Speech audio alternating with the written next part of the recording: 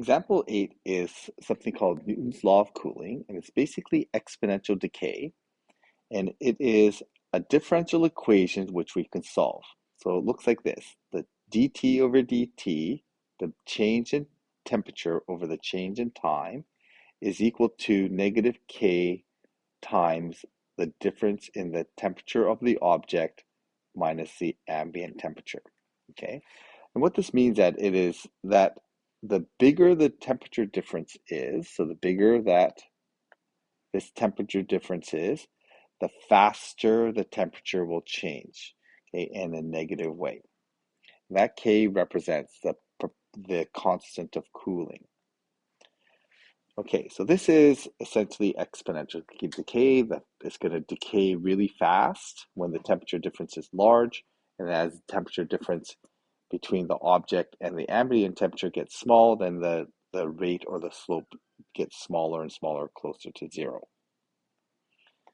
So this is a differential equation, so we need to set this up, and to solve a differential equation, we're going to separate the variables. So we get dt over the change in time is equal to negative k and the temperature minus the ambient temperature. Now, the ambient temperature is given to us as 25 degrees, so I'm going to write minus 25. So whatever the temperature is, its difference with the temperature around it will determine how fast it's going to decay. So I'm going to group my dt's with the t's and my big T, the change in temperature, with the temperature expression. So separating this out, it's going to look like this. So I have the change in temperature and the T minus 25 comes onto this side. The negative K, the K being a constant, and my dt ends up on this side. Okay, I don't actually have a time factor in here, and that's okay, because once I've separated the variables, I'm going to integrate both sides. And integrating the left side, I'm going to end up with, this is a power 1 in the denominator. That is not power rule, that is a log integral. So I get t minus 25 inside the log. And that's going to be equal to the right-hand side. Well, it's just going to be negative k, and it's a constant, so I'm just going to end up with a times t when I integrate it.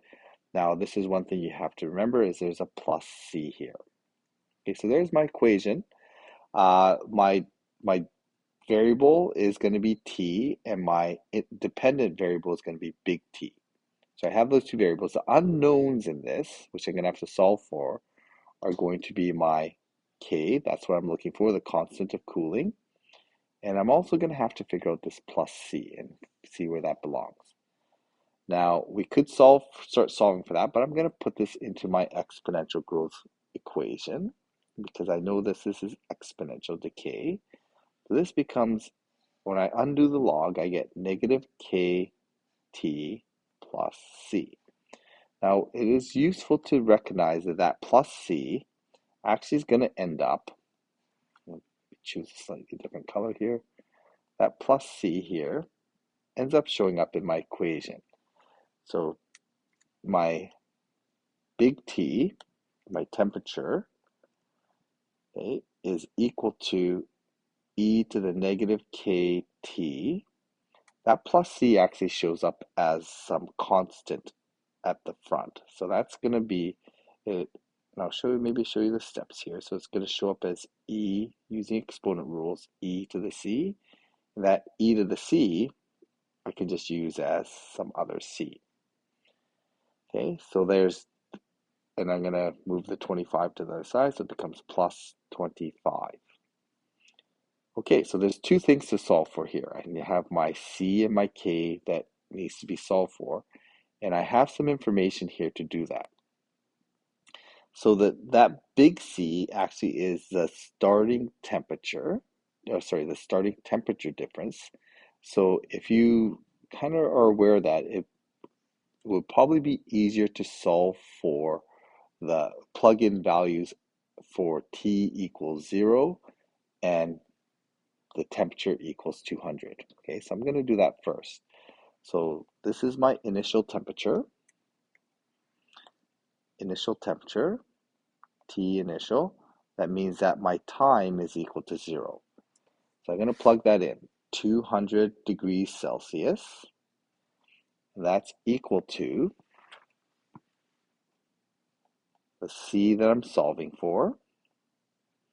And when I plug in my 0 for T, I'm going to get negative K times 0, which is going to give me 0 in the exponent. That's convenient because that way I don't have two variables to solve for at once. Plus 25. Okay, so that C value is equal to C times e to the 0 is 1.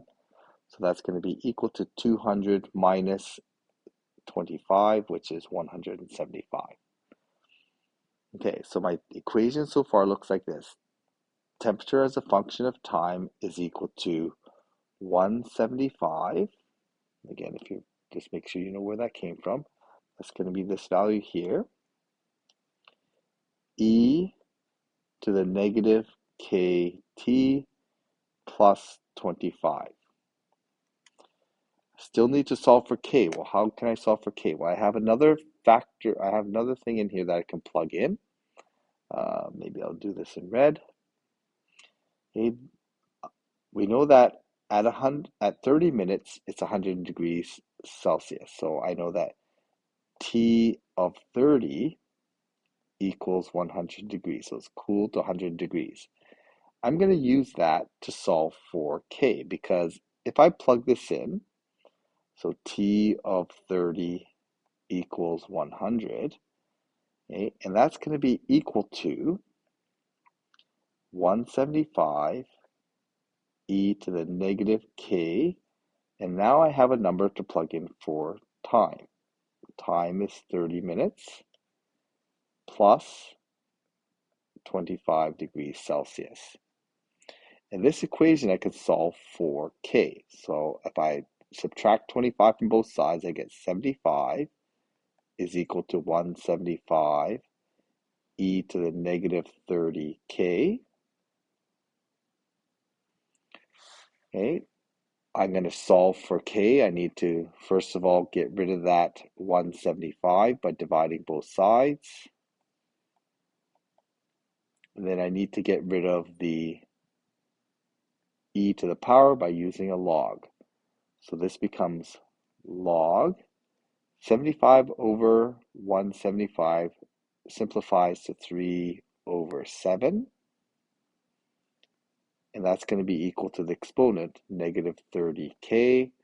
Solving for k, I get negative 1 over 30 log 3 over 7.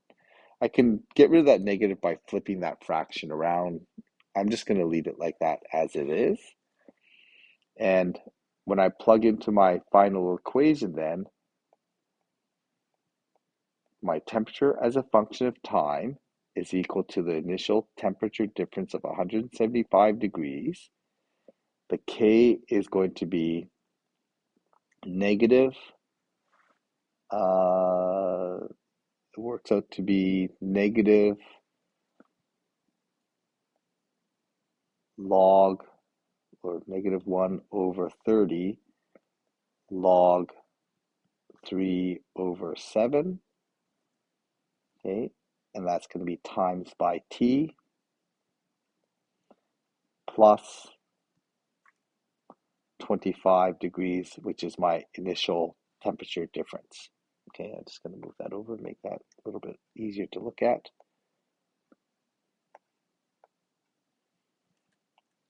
Plus 25. Okay, now that's a really awkward number, so I'm just going to plug that into the calculator, and I'm going to get, do this in a different color, 0.028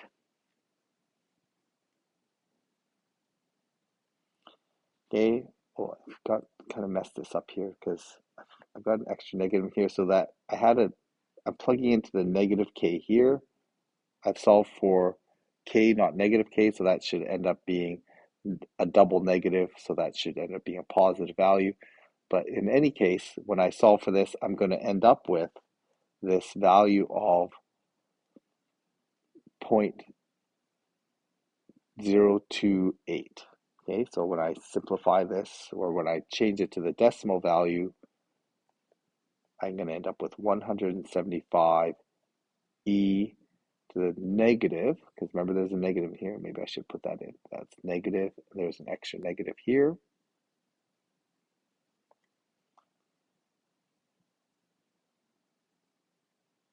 Okay, so it's going to be negative 0.028 times time. Okay, maybe I'll just highlight a couple things here. That value here is the same as positive 0.28, so I plug that positive 0.028 into that expression, and I have that extra negative out front, plus 25 degrees. So there it is. There's my solution to that differential equation.